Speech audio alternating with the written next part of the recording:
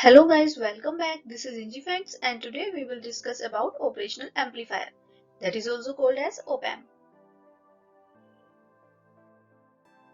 Let's start with the definition. An operational amplifier is an integrated circuit, that is also called an IC, that can amplify weak electric signals. It is used to perform various linear, non-linear and mathematical operations. Its basic role is to amplify and output the voltage difference between the two input pins. You can operate op-amp with AC and DC signals. It is basically a voltage amplifying device with high gain. An operational amplifier is not used alone, but it is designed to be connected to other circuits to perform a great variety of operations. An operational amplifier is a very close approximation to a perfect amplifier. The operation of the op-amp can be understood by a simple amplifier that can amplify the weak signal or electric signals. The op-amp performs the basic operations, that is differentiation, integration, addition, subtraction and comparator. As a comparator, it can be worked also. This is a circuit symbol of operational amplifier. An operational amplifier has two inputs. One is inverting input terminal, which is marked with a negative sign, and second is a non-inverting input terminal, which is marked with a positive sign. If the gain of the op-amp is A, then the output voltage will be A multiplied by V2 minus V1.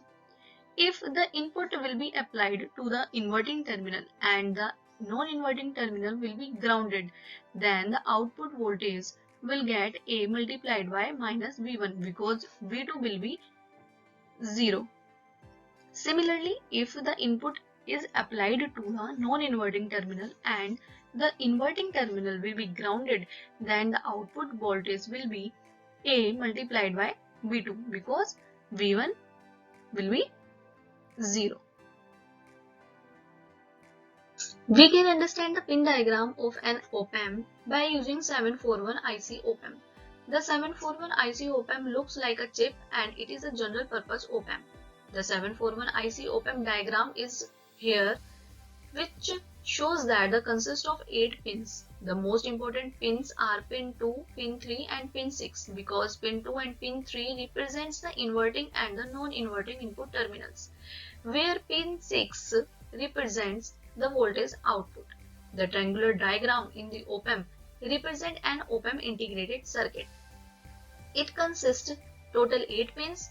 First is offset null, second pin is inverting input terminal, pin 3 is representing as non-inverting input terminal, pin 4 is represented the negative voltage supply, pin 5 represents the offset null, pin 6 output voltage, pin 7 positive voltage supply and pin 8 has no connection.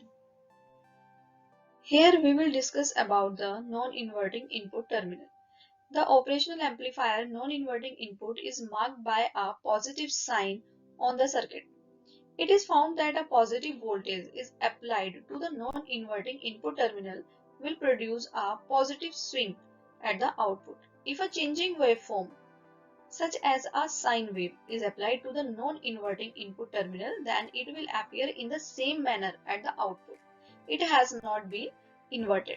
But if we will talk about the inverting input, the operational amplifier inverting input is marked by a negative sign on the circuit diagram. A positive voltage applied to the inverting input will produce a negative swing at the output, such as a sine wave is applied to the inverting input will appear inverted at the output. The phase will be changes by 180 degree. If the same voltage is applied to both inputs together, then there should be no change at the output. In fact, the output is proportional to the difference between the inverting and the non-inverting inputs. It is for this reason that these amplifiers are often called differential amplifier. We will discuss here comparison between ideal and practical op-amp.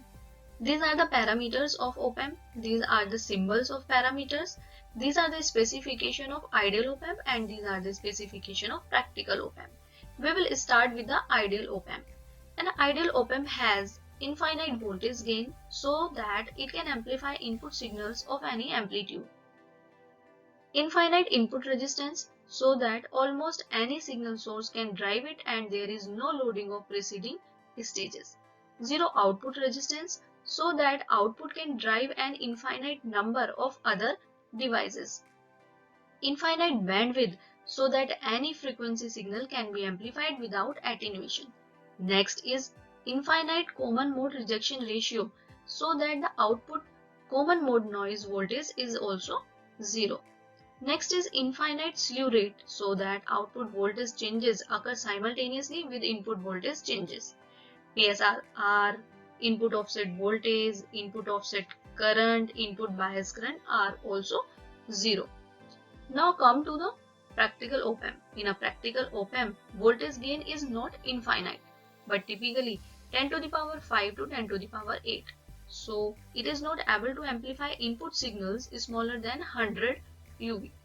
Input resistance is typically 10 to the power 6 to 10 to the power 12 ohm. Here we have written 2 mega ohm. Mega means 10 to the power 6. Output resistance is typically 75 ohm for standard op-amps so that it has limit to deliver current to output devices. It is not able to give 0 at output when input is 0 due to mismatching of input transistors. Op-amp has its own gain bandwidth product. So input frequency should not exist from that particular frequency range at desired gain. CMRR is typically 90 dB. So still it gives output voltage even if both input terminals are shorted. Slew rate is typically 0.5 to 90 volt per microsecond. So output cannot be changed simultaneously with input. There is some delay. PSRR of practical op-amp is 150 microvolt per volt and input offset voltage is 2 millivolt and the input offset current is 6 nanoampere and the input bias current is the 50 nanoampere. Keep watching and subscribe the channel for further videos. Thank you for watching.